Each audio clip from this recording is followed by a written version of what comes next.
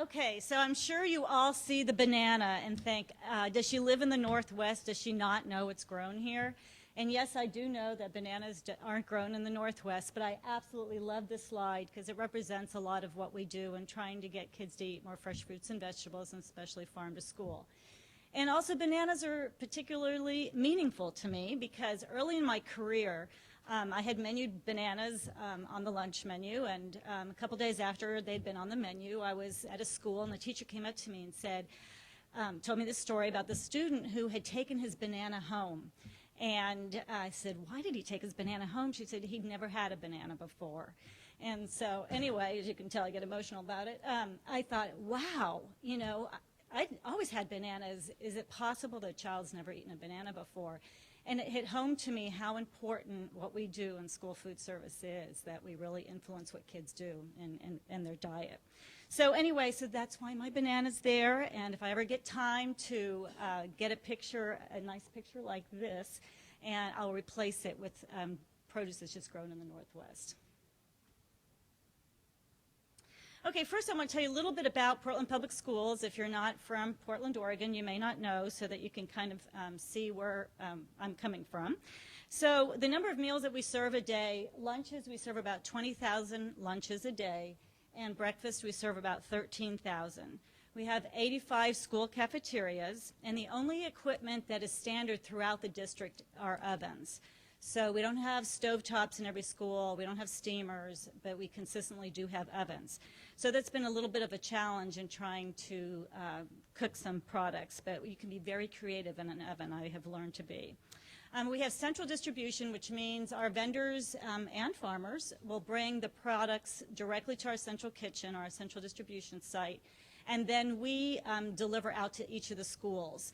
And that has been really a benefit for us because farmers are much more apt to want to talk to me, or even vendors where I'm dealing with just one particular manufacturer that's delivering one product. They're much happier just to come to my central kitchen, then we distribute that out to the schools, and having to go to 85 sites, you can imagine, especially since our sites are older and they have to go downstairs and through halls. And so anyway, we do that work, and so they just have to drop at one site.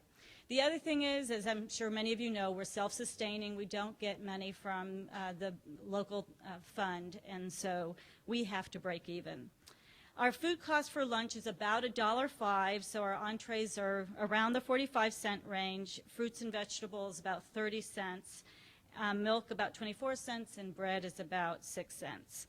So try preparing meals for $1.05 a day. It's a challenge, but I enjoy it. Okay, some of our current initiatives, just so you know some of the things we've done. We just started actually with farm to school and local purchasing just 2.5 years ago. And I feel, you know, not to toot our horn, but we've come a long way. We've done a lot. And some of the things that we've done are Harvest the Month. This year we're doing it twice a month, where we feature an Oregon-grown either product, either canned or fresh, and it could be vegetables as well as fruits.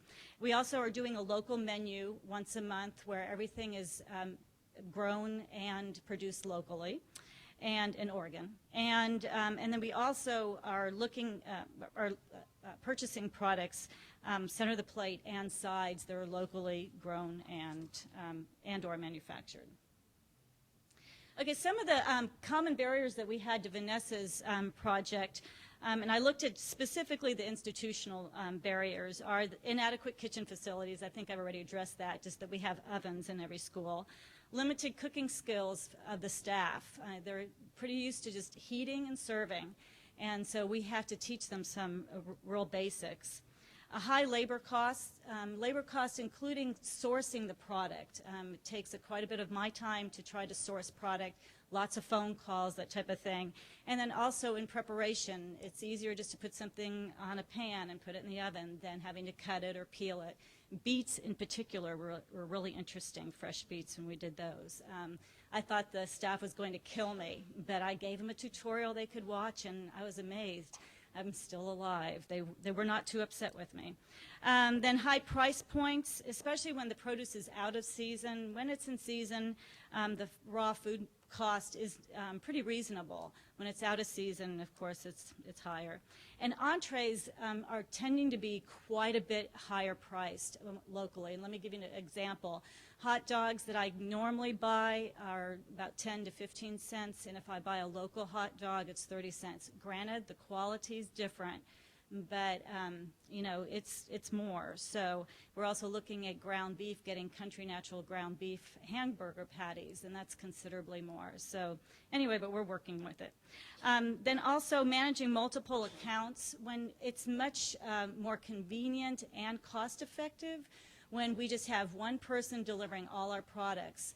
And dealing with different farmers, our accounting department has to issue multiple bills, and we have multiple people coming in the back door, and those are all added costs. So that's in common with what Vanessa found in her study. And limited outlets for local food, especially entrees. We've been having a harder time, or more of a challenge, trying to find those. Okay, some other barriers that were not really common to the findings that Vanessa found, just because our facility is a little bit different, is we don't have problems with inadequate storage. We are lucky. We have a central distribution center, so we have plenty of storage. And since we're so large, we don't have a problem meeting the minimum orders. As a matter of fact, we have the opposite problem. We need too much at one time.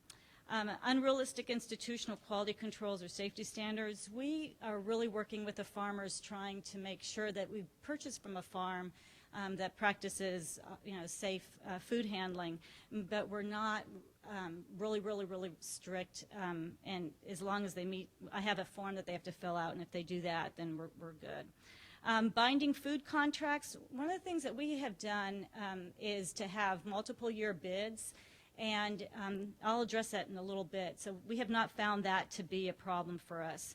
We're not isolated geographically. We're in a wonderful place. We have such great access to fresh produce and vegetables, fruits and vegetables.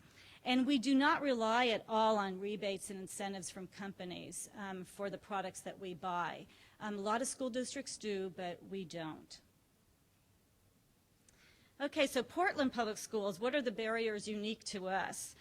The number one, I think I've already talked about a little bit, is time and resources. It takes a lot of time. Meal food costs are quite a challenge. I mentioned that earlier. And whenever I can get a word in, I always say we need more money. Just, as I said, $1.05 is quite a challenge. So I really appreciate the Kaiser grant that we are going to be able to take advantage of this year. Unexpected change in the weather has been a bit of a challenge. We had squash as our harvest of the month once, and then we had a turn in the weather, and we had it on the menu on a certain day. We ended up having to serve it another day. But that's the reality, and so we share that with the kids. The volume that required exceeds the producer's capability, and so we have to deal with a certain size farmer, a certain size producer, in order for them to be able to keep up with our volume. So let me give you an example. When I'm buying corn, I had to buy 7,500 ears of corn. And the one farmer I got the first harvest of the month from didn't have enough for the second time it was on the menu. So I had to find somebody else. And when I buy strawberries, I've been able to find a local strawberry grower who grows strawberries for a longer season. And we buy about 220 flats a week. And he picks them the day he delivers them. I don't know how he does it. I really need to go out to his farm and check that out and watch him pick, because I've picked strawberries, and that's a tough thing.